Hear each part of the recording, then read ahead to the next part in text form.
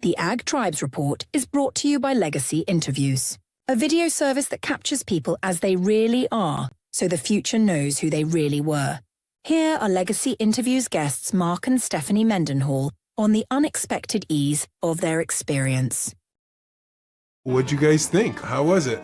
Much easier than I expected. Yep. Much easier. You made us feel very comfortable. Was this something that weighed on you for a while? Did her. We looked at it and said, well, we'll just wing it. Because, you give this list of figured out this out and figure this out. Oh, well, we didn't get that done. What we remember, and what we forgot, we'll tell the kids later. Tomorrow I'll say, God, why didn't I tell this story? Yeah, or why didn't I tell them this? about this? You do a good job of asking questions. Welcome to the Ag Tribes Report, a breakdown of the top stories affecting the culture of agriculture, with your host, Vance Crowe. The report begins in 3, 2, 1. Let's begin. Welcome to the Ag Tribes Report. I'm your host, Vance Crowe. Each week, I bring on a co-host to represent the perspectives of one of the many ag tribes that collectively make up U.S. and Canadian agriculture. This week, we have Jason Hanson, an NDSU alumnus who relocated from North Dakota to North Carolina with his wife to start a farming venture focused on sustainable agriculture. A vocal critic of big ag and government overreach, Hanson is working to establish a small farm on a former plantation with the goal of raising beef and promoting regenerative farming practices. Jason, welcome to the Ag Tribes Report. Thank you, Vance. Yeah, thanks for having me. Thanks for the invite. So tell me a little bit about this farm you just purchased. Yes, sir. So yeah, about a year ago, we relocated originally from North Dakota, but we actually, a few stops along the way. We were out in Utah for a couple of years, all with my career with the NRCS, USDA NRCS, which spanned about 14 years. But North Dakota, we went out to Utah for a couple of years, back to North Dakota. Then we went out to the Pacific Islands. We were out on Oahu in Hawaii for the last 4 years before moving to the Raleigh area. We're actually east. We're in Tarboro, mailing address, north of Tarboro here in eastern North Carolina. And yeah, we bought a 10-acre property out here. Took a national headquarters job with the NRCS based out of Raleigh. But actually, I took the federal buyout here earlier this spring and just needed to get out of that and into something now next. I guess that's the farm now. It's probably going to be a few different other things. But the goal here on this 10-acre property was to get it up and running again. It's an old 1848 plantation house we bought with the 10 acres. About 4 or 5 of it has been in production before, dating back to, when this place was built in 1848. All the things that come with those, over those years too. We've got photo documents here, of activities out here and the whole history, as you can about imagine, in North Carolina in those times. It's pretty interesting. It's on the historic register, but we have never, or nobody else, the previous owners have never taken any money for it. So we don't have the limitations there. So we've got some flexibilities, but we did purchase with the idea of hopefully beef here at some point, but we might have to buy land for that. But we're doing a little vegetable production in year 1, but also cut flowers, which my wife, kind of her primary goal is to get out in nursing the medical field full-time, at least long term. So that was kind of the goal here, is to get into cut flowers. So vegetable production and just largely being able to grow what we can, kind of subsistence farming, if you will, to a point, and then sell whatever else we can as well. So that's fantastic. It's a pretty wild ride to go from NRCS to actually farming. So I'm glad to bring on your perspective this week. Appreciate that. This week, we're going to be talking about the corn market facing a perfect storm. We have a lot of supply, and we're watching the potential for ethanol demand to decline as EVs are gaining traction. We're also going to talk about Central Iowa's unprecedented nitrate contamination crisis, forcing the first ever lawn watering ban. And we're going to talk about Trump's decision to rescind the Roadless Rule, opening 58 million acres of national forest to logging. We're also going to do the Bitcoin land price report. We're going to hear Jason's take on the Peter Thiel Paradox, and we're going to hear about his worthy adversary. And we're going to try and do that in just 30 minutes. So let's get started.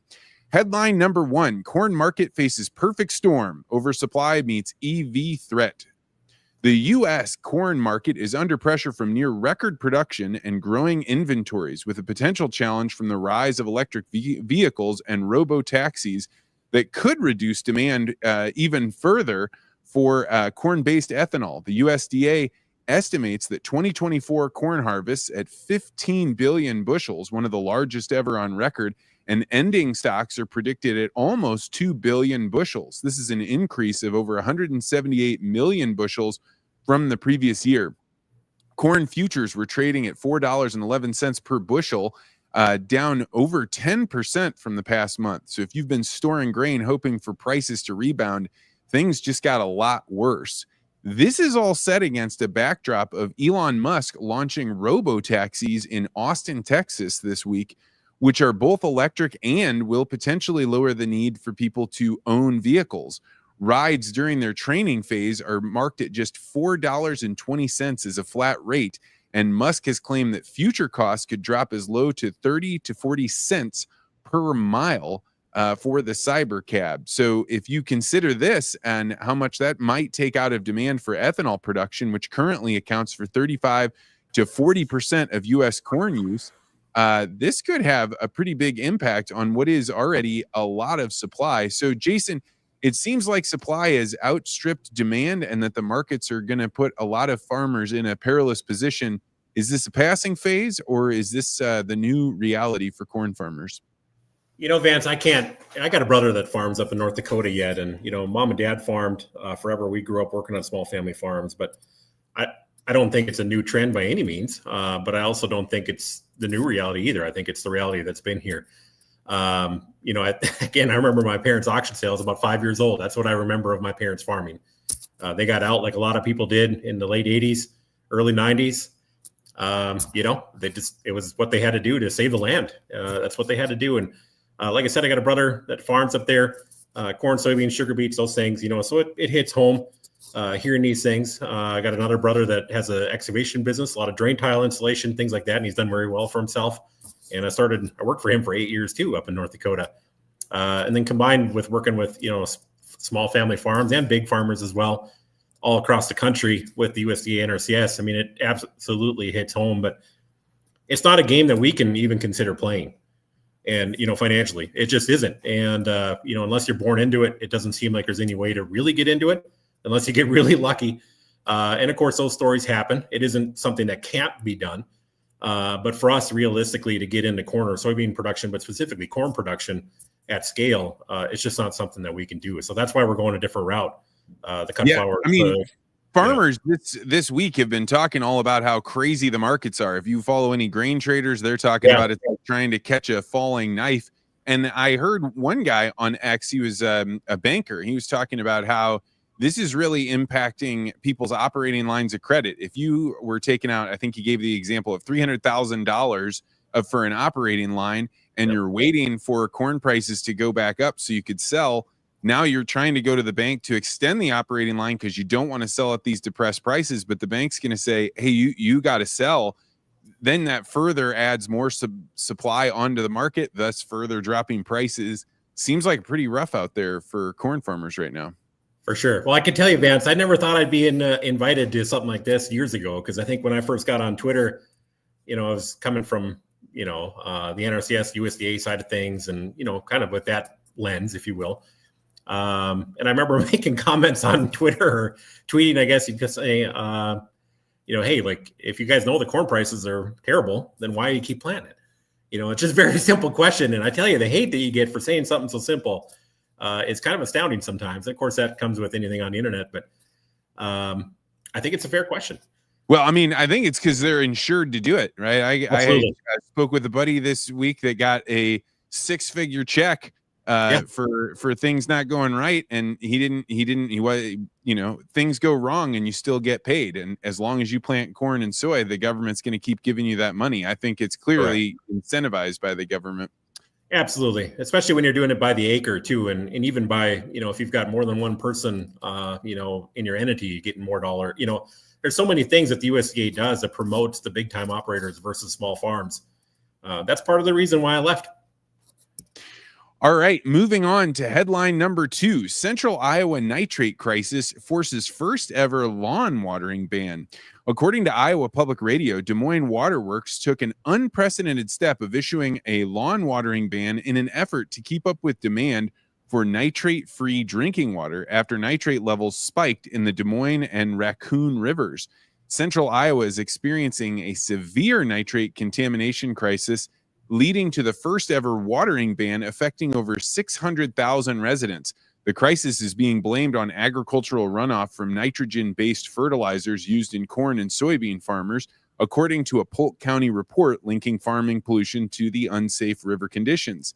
Nitrates levels in untreated water consistently exceed the EPA's 10 milligrams per liter limit, forcing the Central Iowa Works to run nitrate removal facilities at full capacity using reverse osmosis and ion exchange. This is incredibly expensive, and they still have struggled to get it down to 10 milligrams per liter. In fact, it was at 11 milligrams per liter.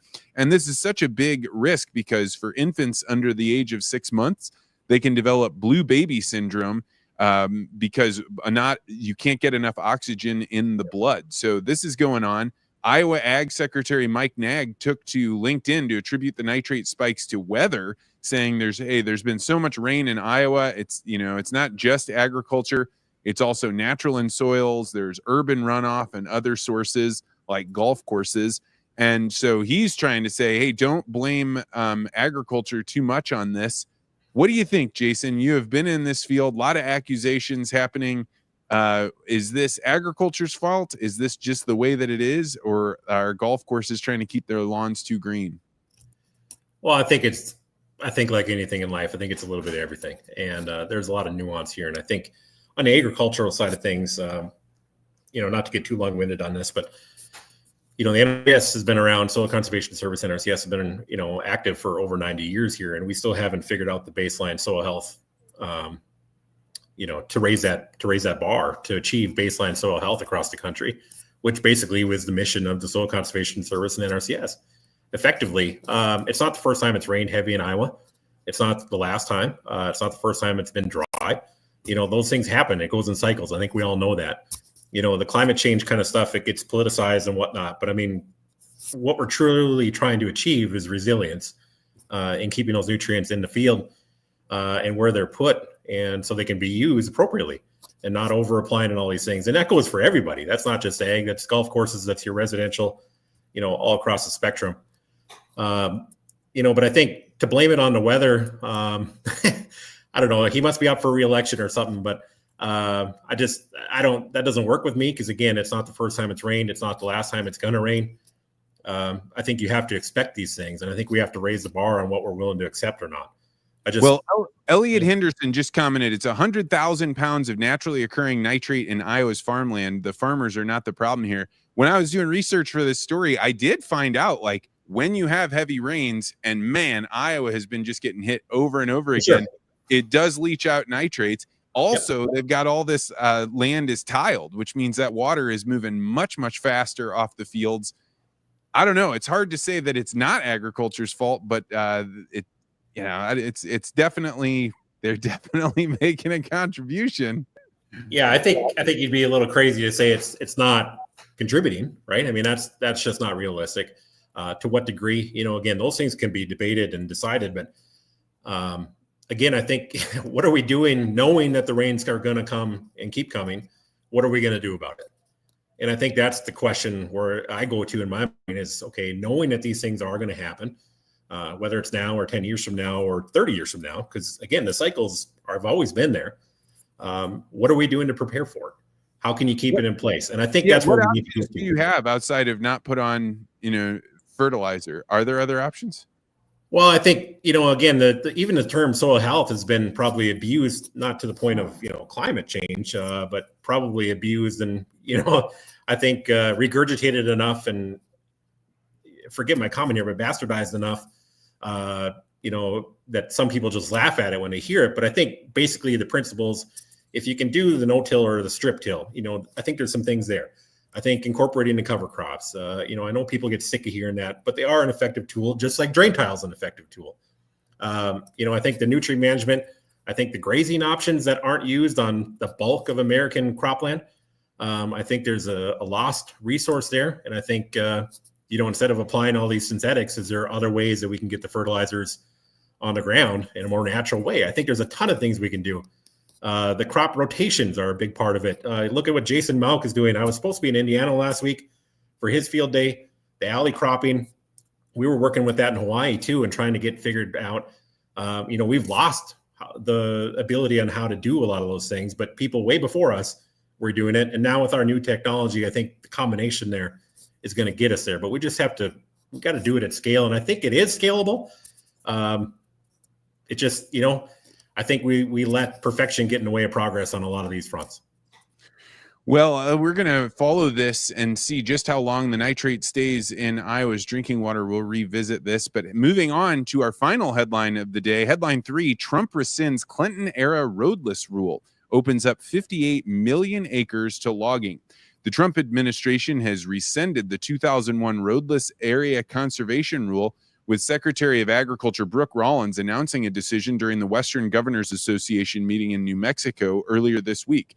The move ends decades of protection for nearly 59 million acres of national forest land, opening areas to road construction, timber harvesting, and wildfire prevention efforts. The roadless rule was implemented by the Clinton administration, prohibited road building and commercial logging across the 58 million acres of pristine forests. The policy was aimed at preserving wildlife habitat, safeguarding drinking water, and protecting recreational areas. I did do a little look into where this is. Some of this stuff is not going to be logged. The Tongass National Forest is unlikely to be logged, but Sierra Nevada, the Wasatch Range in Utah, Montana, Idaho, Wyoming, Washington, all have had serious problems with wildfires. In Utah, the rule allegedly reduced economic development in the forestry industry by over 25%, and the rescission aligns with President Trump's executive order directing the Department of Agriculture and Interior to reduce wildfire risk and boosting timber mill sales. So, and it looks like there might be up to $500 million that will go to the U.S. Forest Service for stumpage fees if they start cutting those out. So, Jason, what do you think? Is this really a genuine forest management issue that's going to lower wildfires, or is this a corporate giveaway? Again, Vance, I think it's probably in some respects maybe a little bit of both. But I tell you, in the 2 years, we spent 2 years from 2015 to 2017 working for NRCS out in southwestern Utah. Lived in Cedar City. Wife worked down in St. George. Worked up in Panguitch, right by Bryce Canyon National Park. And I tell you, coming from North Dakota, where it's, I forget the percentages, but basically all private land in eastern North Dakota, to going out to southwestern Utah, where I think it was 97%, 96% federal lands out there, either forest or BLM had control. It really was kind of shocking to see the difference, pros and cons. But I tell you, the locals wanted more local control, and I understand that to a point. I think state control. And, the stuff with Mike Lee, the senator from Utah here lately, also kind of in a line here and trying to sell some of the federal lands. I mean, I think all these kind of things overlap. These discussions and these policies overlap in some respects. Sure, is it a corporate giveaway? Yeah, potentially. I think there's a real high potential for that because everything in our government seems to go that way. But also, do some of these lands need to be managed to reduce the fire risk and other things? I think absolutely. You've seen, I forget what the name of the beetle out in southwestern Utah. I mean, the fires basically killed that thing off. And when it runs rampant, it kills all the trees. And then you get these massive fires following. Again, that's been 10 years since we've lived out there now, but it's, I think anybody out in that area would know what I'm talking about, and they can speak to it obviously far better than I can. But, again, do the forest management plans need to happen? Does the actual action need to take place? Absolutely. I think so. Again, it gets chalked up to climate change, but I think it's just poor land management. And, that kind of covers all these topics. Yeah, the 2021 Dixie Fire, that caught over almost 1 million acres. And the 2017 Rice Ridge Fire was 160,000 acres. And these are sparked by lightning, and they get way worse because there haven't been any roads to be built in there. So you don't have the access, and then you also have a way overabundance of trees. On the other hand, 60% of fires are started by humans. That are in camping areas that aren't going to be logged. So, maybe there's other things they should be doing if you're really going after wildfires. Right.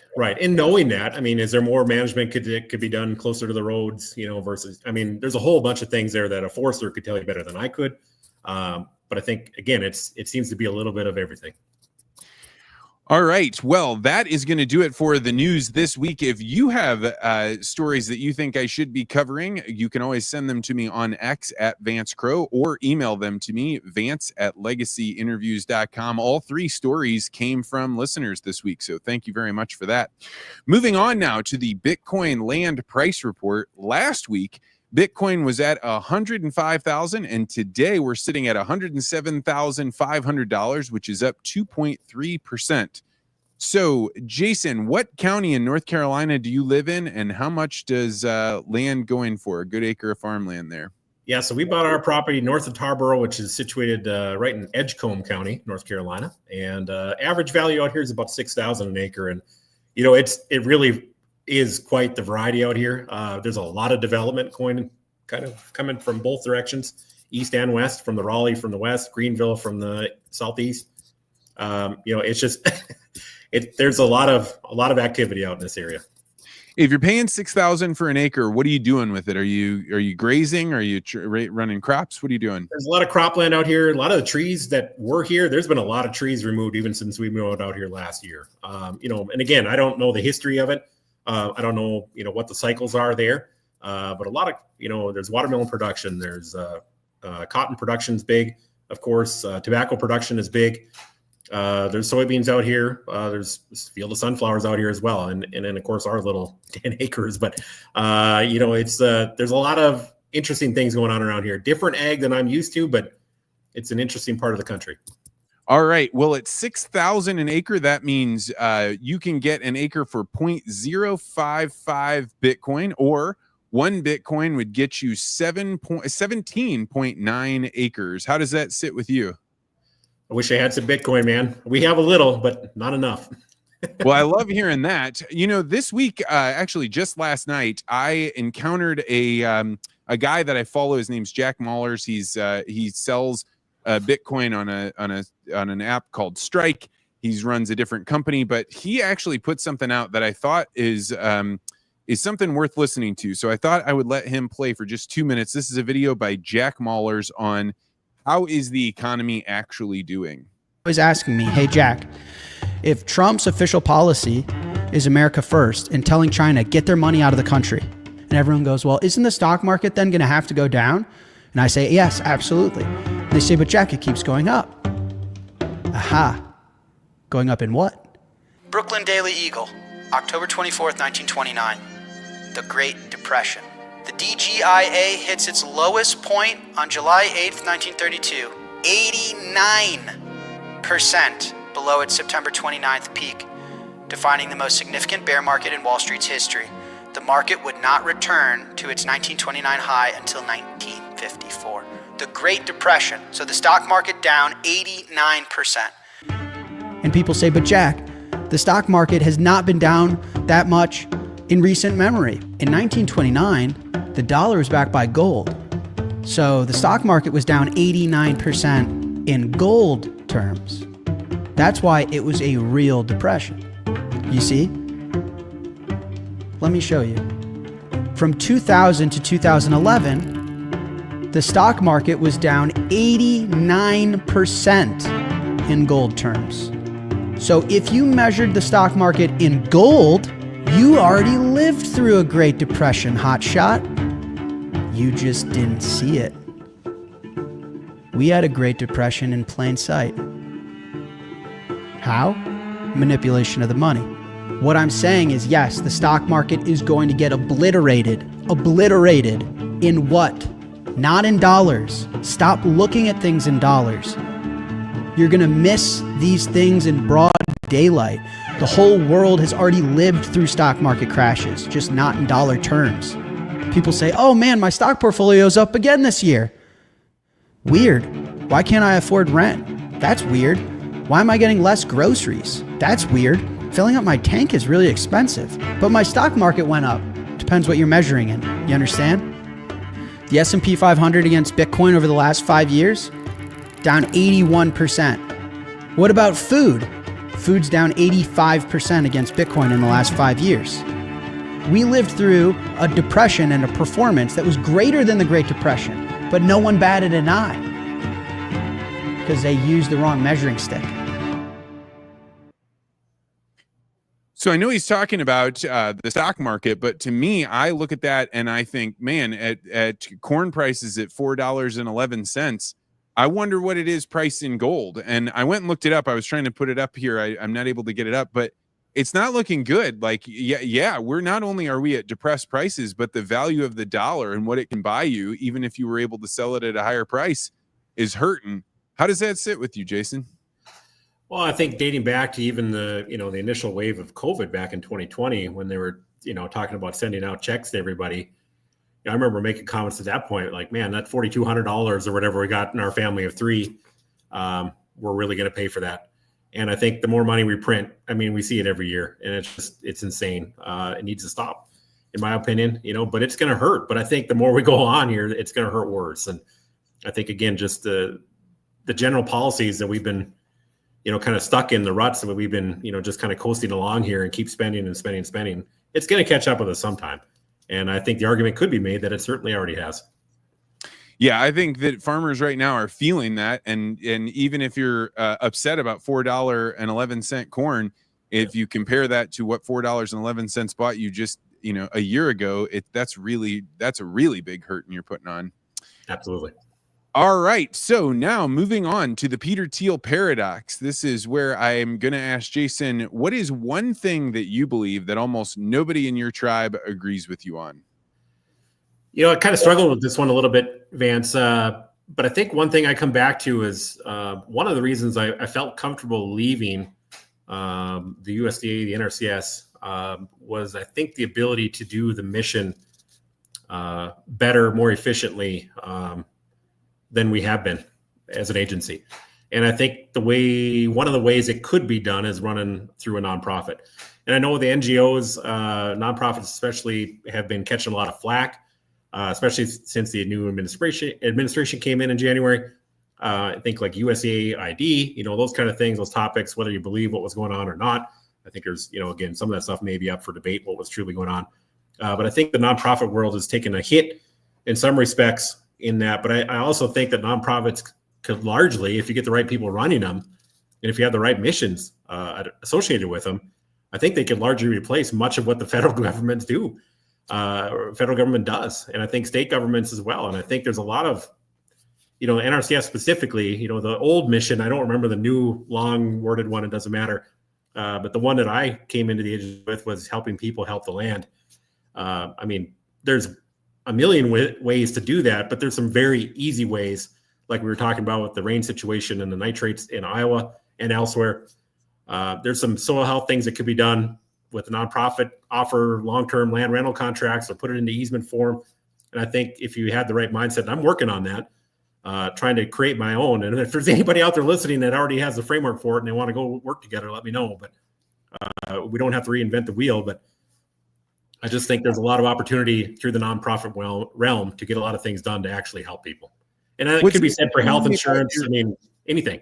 What's interesting to me about your Peter Thiel Paradox is I completely agree with you that the government can't do a good job of it, but I would go towards private enterprise, towards, business doing this. How come you say nonprofits instead of private business? Well, again, I think there's some nonprofits out there that are worthless too. I mean, I think we all can admit that. There's some that, raise a lot of money, and what do they get done? I mean, I think there's some hard questions that need to be asked.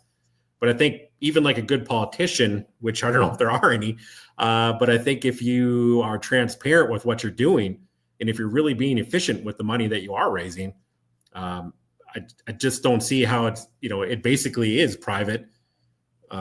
It's actionable like a private entity could be. It can be as efficient as a private entity, but you're just getting your financing from, basically the collective. If you have a good enough mission, I think people would be willing to donate to you. And that money wouldn't have to get through, run through the federal avenues. And actually, the tax savings and things that can be achieved by donating to a nonprofit that's certified, I think bypassing the federal government, not only on the policy side, but also the tax side, I think there's a lot of opportunity there. Yeah, and then at that point, if you're doing it, anytime you're doing it outside of the government, then it's not done through force. Then it's, hey, Correct. whatever It's voluntary. nonprofit can collect and what they can get on board, other people on board for, then it's demand driven as opposed to supply driven. Correct. That's the one thing I always appreciated. Well, two things I appreciated about my career with the NRCS was, number one, the people. 90% of the people are absolutely excellent, and they want to be there, and they're trying to do the right things. And I think that's probably with every federal agency and or, really in any part of life. I think most people are trying to do a good service. But also, I think I lost my train of thought there. Sorry. That's all right. Yeah. I mean, there's the real Peter Thiel paradox about the, 90% of the people, are they actually contributing when they're working in the government? That I think is, would you make that case? Yeah, I think it's pretty high. I mean, some of the folks that I've been able to work with over the career, again, there's 10% that you never want to work with again, right? I think that's whether you're working in a bank or in a mechanic shop or on a farm, I think that's just life. But most of it always amazed me that as bad as we can butcher some things policy wise and whatnot, we were always able to find great people. And a lot of them were younger, but they're motivated and they truly, and I think if you have the buy-in, you get the result. And I guess as a millennial, whether that's a good thing or not, but I think if you've got personal buy-in and if you can see, the end product, I think oftentimes you can get people to buy in and really go to work for you. Well, I think you definitely have me already on your side when you want to take that away from the government, but giving it to a nonprofit is very clever. So I'm going to give you a 7.5 on this Peter Thiel paradox. Moving on to the worthy adversary, this is where I'm going to ask you, who is one person that you respect but strongly disagree with? I struggle with this one too, Vance. You and I talked before the show here, but honestly, I'm calling out the conservation districts across the country. As a 14-year veteran of the USDA NRCS, there are some conservation districts and the boards that, work for them, lead them. Some of them are excellent and some of them are not worth the taxes that are going to them. And I've seen both, I've worked with both. And when they're working well, man, they can get a lot of stuff done and they can help a lot of people and they can solve these issues locally, like we're seeing, in the Iowa conversation here tonight. But I tell you, there's also some that they just show up to the meetings and they're not getting stuff done. And I think as landowners, taxpayers, farmers, but anybody in the community, you have the infrastructure in every county in the country, essentially. We should be getting results out of these folks. And again, I think a worthy adversary in terms of if you're not getting the job done, let's get some folks in these positions that are. And I think we can do a lot of good things. And again, that local control versus federal, I think I'd always probably side at the local, or at least, again, maybe 90% of the time. But I think there's a lot of opportunity. The infrastructure's there. And they can demand that the USDA ups their game a little bit or changes policies. I think if enough of them get together, they can make some things happen. So I'm calling out the conservation districts. Again, there's some good, there's some really bad ones. I think it's an important tool, again, to get things done locally. Well, all right. That's going to be a little hard to put on the list, but we do keep a list of the worthy adversaries. And if you want to go find people that are worthy of respect but strongly disagree, they're right there. I want to thank you for putting so much thought into it. So, Jason, as we wrap up, if people wanted to learn more about you, to connect with you, where would you recommend they go to do that? I don't know if I could recommend the Twitter because I don't know. I probably get a little wild on there sometimes and have likes and stuff that maybe I shouldn't. But that's one way. But honestly, if somebody ever wanted to reach out, hit me up through there and I'd be happy to connect. And actually, I'm kind of, in a transitional part of life right now, having stepped away from the USDA, have another job lined up that I'm currently just started. But I'm kind of looking for other things here too. And I want to stay in the conservation realm, but also in the ag policy realm. And Vance, we talked before the show, taking a test this summer to see if I might be going back to school for a little bit too. And maybe an idea that, I had dating back to my college days back in the early 2000s, might end up going to law school if it works out. But if I fail that test, then if I fail that LSAT, then I'm going to save myself a lot on tuition too. So I'm not worried about it. Well, best of luck to you, man. I love your acts. That's how we found you. I thought you were tweeting some good stuff today. And when I told one of my buddies that you were coming on, he was like, "Oh, that'll be great." And he knew all about you, even though he'd never met you. So that's scary. Out there. So thank you, Jason, for coming on, and we'll see you again. All right. To wrap up the show, I want to thank you for joining me. If you would like to be a part of the Ag Tribes Report, you can always send me stories on at Vance Crowe on X or at Vance Crowe at legacyinterviews.com.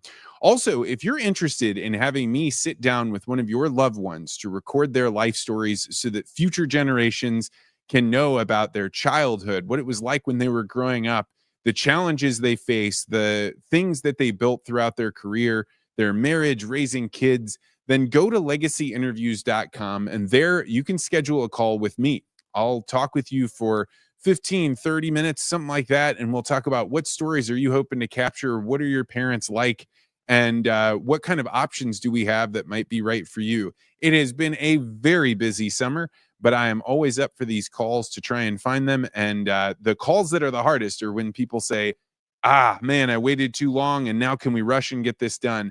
We always help people out whenever they're doing that, but you want to do this at a point where your parents or your grandparents are in a great state of mind and they're excited about doing and nothing's rushed. So go to legacyinterviews.com to find out more.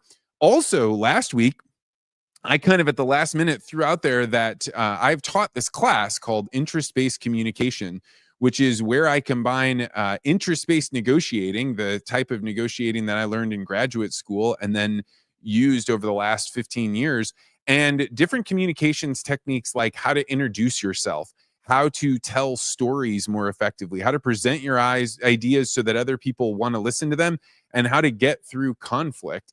And I had 7 people reach out just from that one mention.